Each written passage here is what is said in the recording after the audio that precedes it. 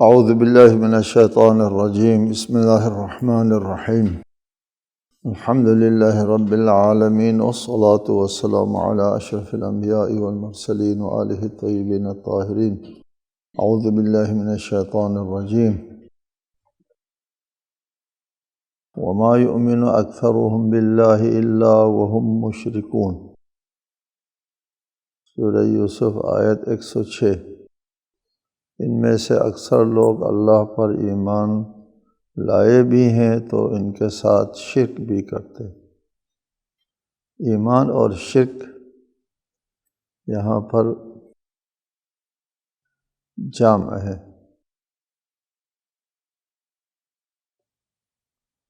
ایمان باللہ بھی ہے اور شرک مع اللہ بھی ہے ساتھ ساتھ۔ یہ دونوں کیسے جمع ہو سکتے ہیں؟ شرک کی دو قسمیں ہیں، ایک شرک جلی جس سے انسان کافر ہو جاتا ہے، اور وہ مخلد فی النار ہوتا ہے۔ کوئی بھی شرک جلی کے اوپر مر جائے اس کے لیے عفو اور بخشش کی کوئی گنجائش نہیں ہے۔ ان اللہ لا یغفر ان یشرک بہ وَيَغْفِرُ مَا دُونَ ذَلِكَ لِمَن یشاء۔ شرک کو اللہ کو معاف نہیں کرے گا۔ وہ معلوم ہے سب کو، وہ شرک فی العبادہ، شرک فی الوحدانیہ، شرک فی الصفات، صفات و کمال ذات میں اور افعال خدا میں کسی کو شریک گردانا جو ہے وہ شرک جلی ہے۔ ایک شرک خفی ہے جو کفر کے حد تک نہیں ہے، لیکن یہ شرک خفی جو ہے وہ انسان کے ایمان کے درجے میں البتہ مخل ہے، درجہ ایمان میں مخل ہے، لیکن کفر کے حد تک نہیں جاتا یہ شرک۔ اس شرک کی چند ایک صورت ہے، شرک خفی کی چند ایک صورت ہے۔ پہلی صورت ہے مثلا ریاکاری کرتا ہے انسان، نماز پڑھتا ہے دکھاوے کے لیے نماز پڑھتا ہے، تو عبادت تو اللہ تعالیٰ کی ہوتی ہے، اس میں لوگوں کی خوشنودی کو بھی شامل کرتا ہے، یہ بھی شرک ہو گئے، خدا کے ساتھ شریک کیا فی العبادت۔ یہاں کافر تو نہیں ہوتا اس قسم کا بندہ جو اپنے عبادت میں یا اپنے نیکی میں ریاکاری سے کام لیتے ہیں اور پسند کرتا ہے کہ میں نے جو کام کیا ہے اس کا ذکر ہو، اعلان ہو، نام آئے میرا، پیسہ بھی خرچ کرتے ہیں، کار خیر بھی کرتے ہیں، تو اس میں نام آنے کو انسان پسند کرتا ہے۔ یہاں اس قسم کے کام بہت خطرے میں ہیں، نہایت خطرے میں۔ مسجدیں بناتے ہیں، مدارس بناتے ہیں یا کتابیں لکھتے ہیں اور ان پر نام آتا ہے کہ یہ کس نے بنایا، فلاں نے بنایا، یہ کتاب کس کی لکھی ہوئی ہے، فلاں کی لکھی ہوئی ہے، اس پر نام آتا ہے القاب کے ساتھ وغیرہ کے ساتھ۔ اس وقت اگر انسان کا اصل محرک اس کام کے کرنے کا محرک کیا ہے؟ محرک یہ ہے کہ یہ نام آتا ہے۔ اگر نام نہ آنا ہوتا تو ایک قدم بھی نہیں اٹھانا تھا۔ پر یہ شرک ہے، یہ سارا عمل حبط ہو جائے گا، اللہ کے ذمہ اس کا کوئی ثواب نہیں آتا ہے۔ جس کے لیے کیا ہے اس سے لے لو ثواب، اس کے پاس تو ہوتا کچھ نہیں۔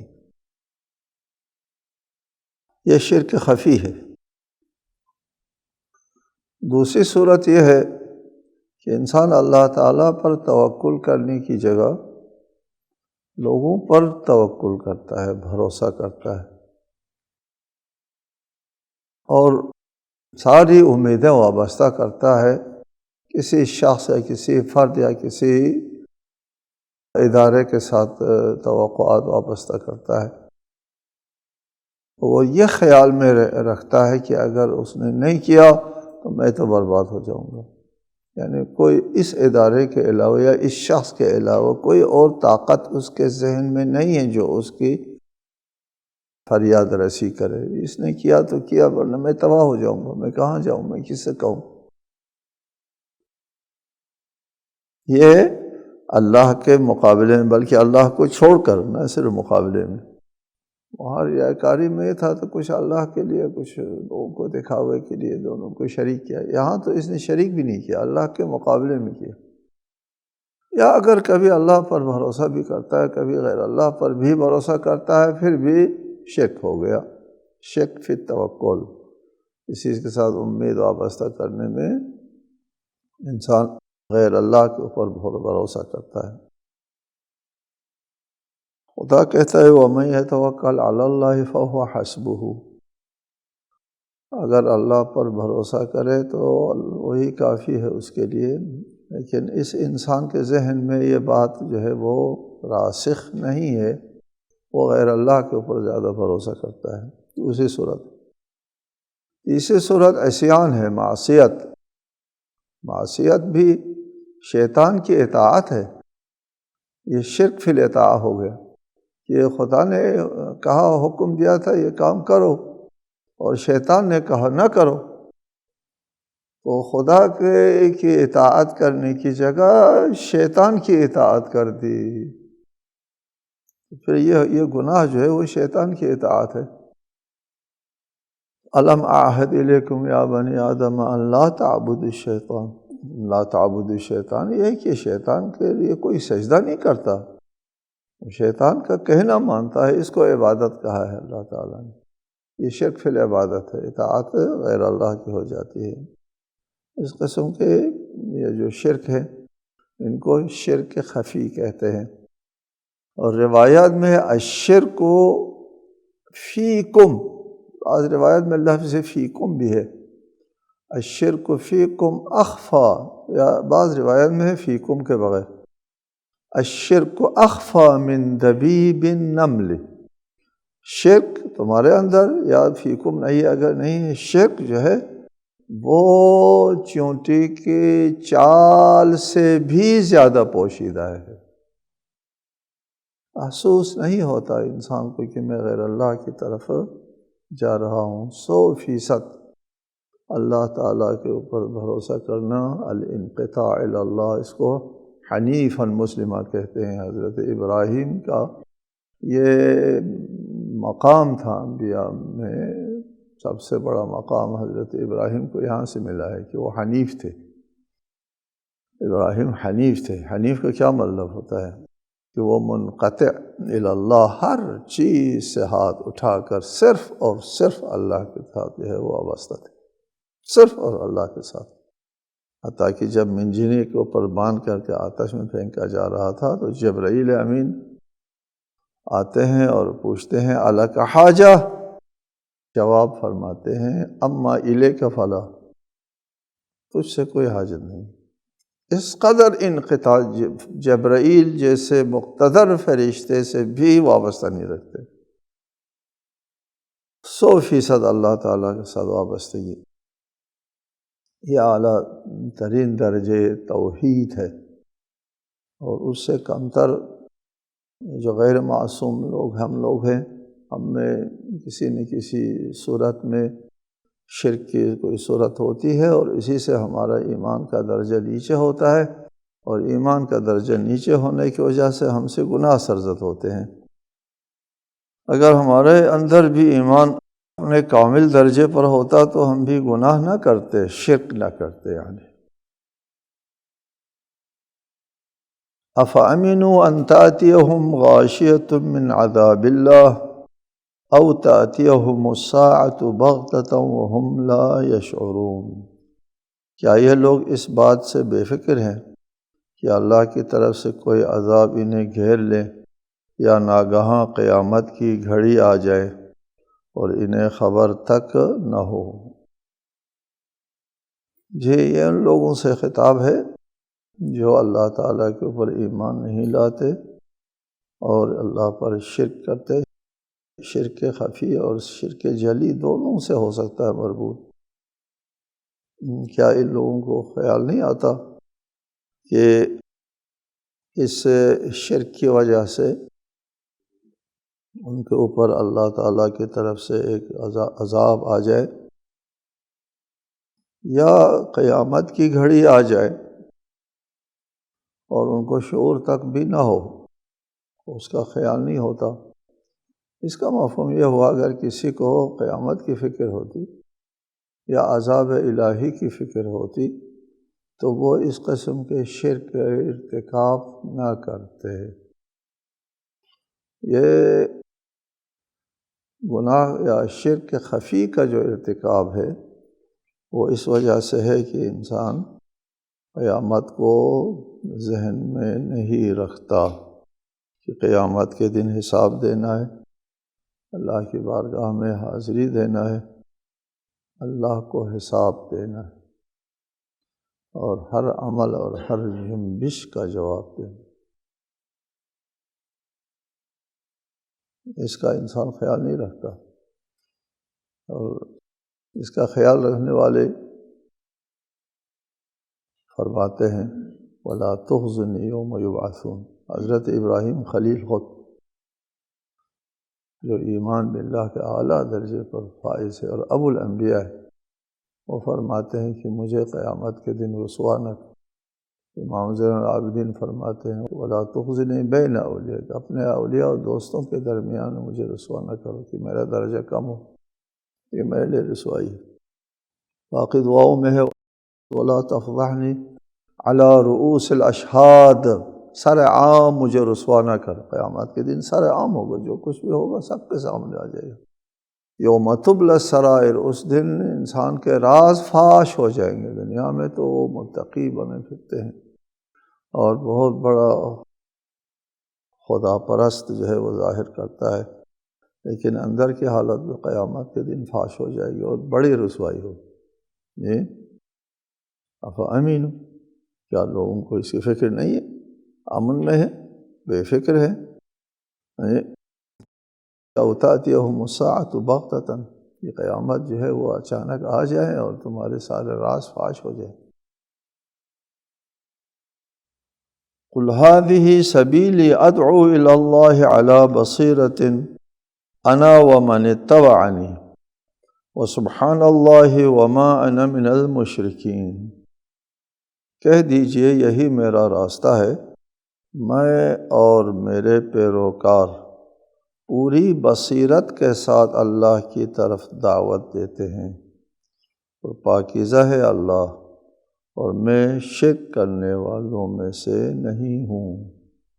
یہ کہہ دیجئے هذه سبیلی ادعو الی اللہ، یہ عدم شرک، یہ توحید پرستی، یہ خدا پرستی، یہ ایمان بالقیامت اور عذاب اللہ سے خوف کھانا، یہ ساری باتیں جو پہلے ذکر ہوئی ہیں، یہ ہے میرا راستہ۔ قل هذه سبیل ادعو الی اللہ، میں دعوت دیتا ہوں اللہ تعالیٰ کی طرف،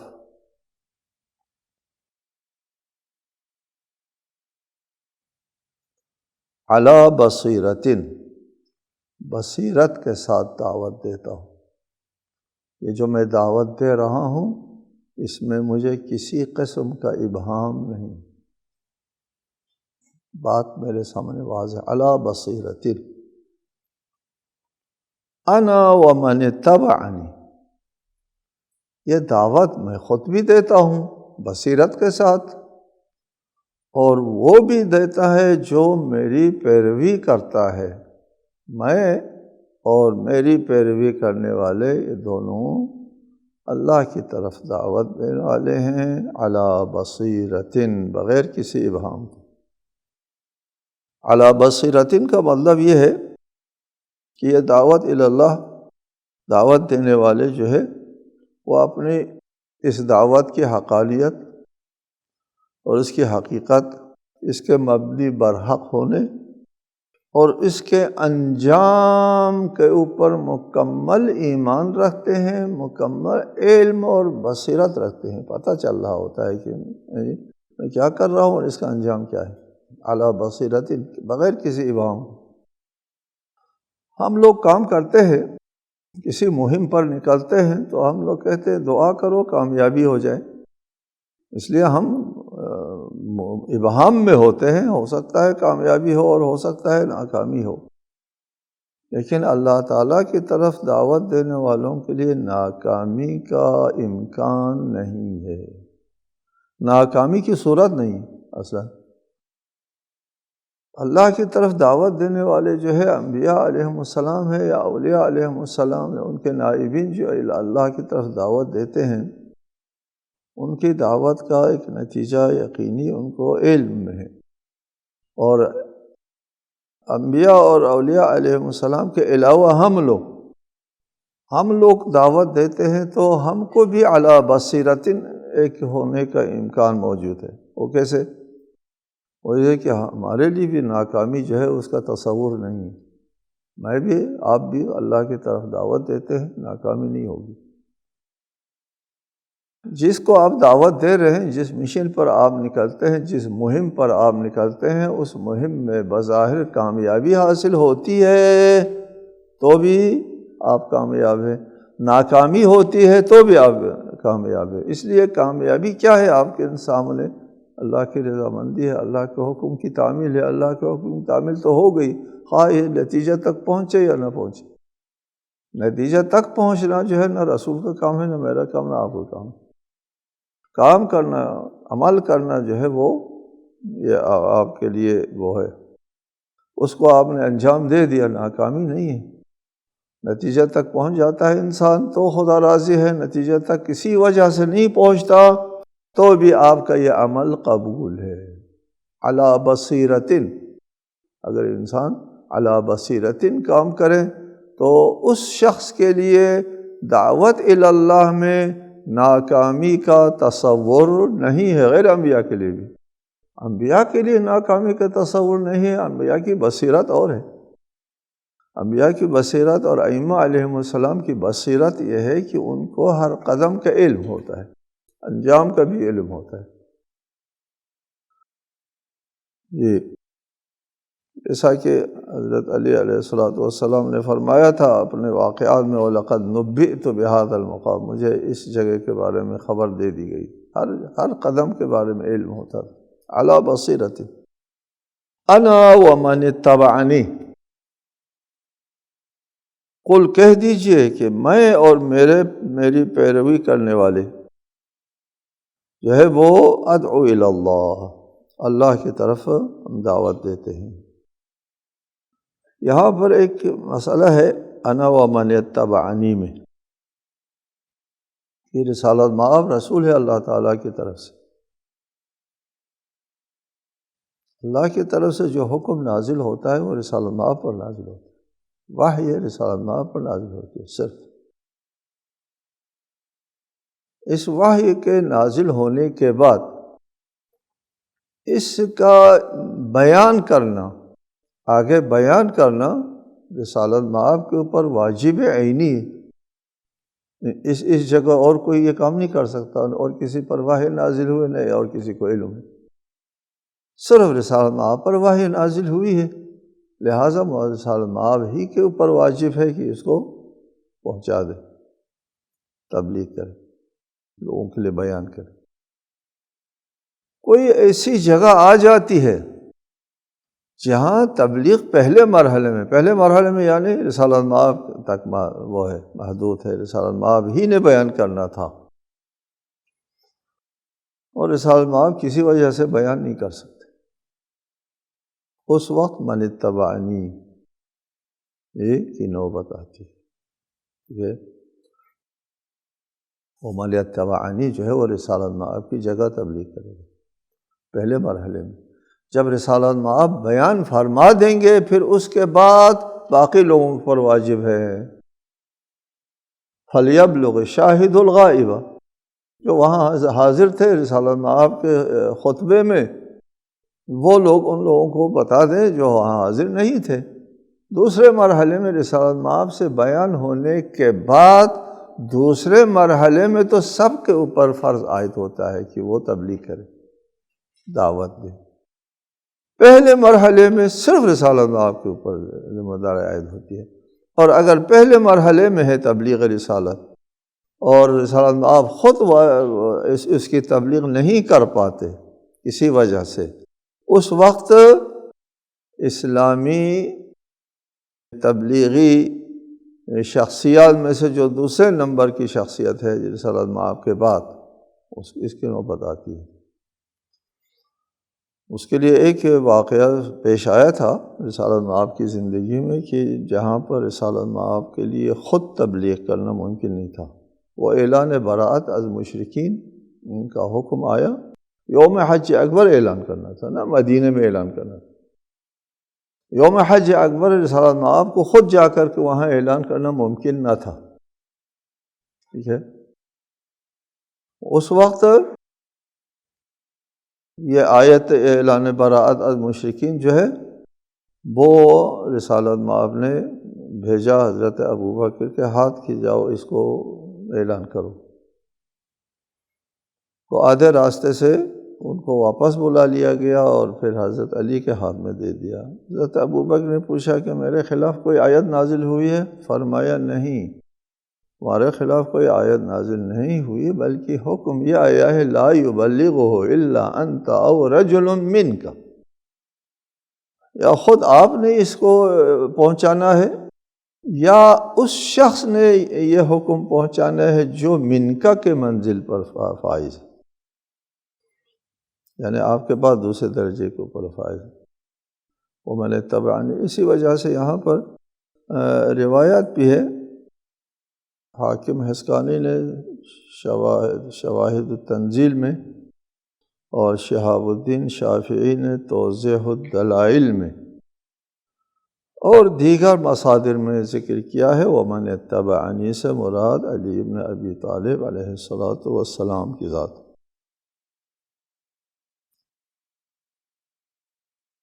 قل هذه سبیلی ادعو الی اللہ علی بصیرۃ انا ومن اتبعنی، میں اور جو میرے پیروکار ہیں۔ پیروکار تو بہت سے لوگ ہو سکتے ہیں، یہ اس کے بھی درجات ہوتے ہیں، جس نے بچپنے سے لے کر رسالت مآب کی آخری زندگی تک ایک لمحہ کے لیے رسول اللہ سے جدائی اختیار نہ کی یا دوری اختیار نہ کی ہو، وہ من اتبعنی کے فرد اکمل جو ہے وہ ثابت ہوتے ہیں مصداق کے اعتبار سے۔ من اتبعنی عنوان کے اعتبار سے تو بہت سارے لوگ اس میں شامل ہو سکتے ہیں عنوان میں، مصداق میں جب تطبیق کا موقع آتا ہے تو 100%، کسی میں 10%، کسی میں 4%، ہم جیسے لوگوں میں 5% جو ہے وہ من اتبعنی جو ہے وہ صادق آ جائے، لیکن علی کی ذات وہ ہے جس کے اوپر 100% من اتبعنی جو ہے وہ صادق آتا ہے۔ لہٰذا اس سے ان روایات کا مطلب تطبیق ہے من اتبعنی کے، کہ وہ علی بن ابی طالب کی ذات پر تطبیق ہوتی ہے۔ وما ارسلنا من قبلک الا رجالا نوحی الیہم من اہل القری افلم یسیروا فی الارض فینظروا کیف کان عاقبۃ الذین من قبلہم ولدار الآخرۃ خیر للذین اتقوا افلا تعقلون۔ اور وقت چونکہ ختم ہو گیا، اس آیت کی تشریح انشاءاللہ آئندہ نشست میں۔ والسلام علیکم ورحمۃ اللہ وبرکاتہ۔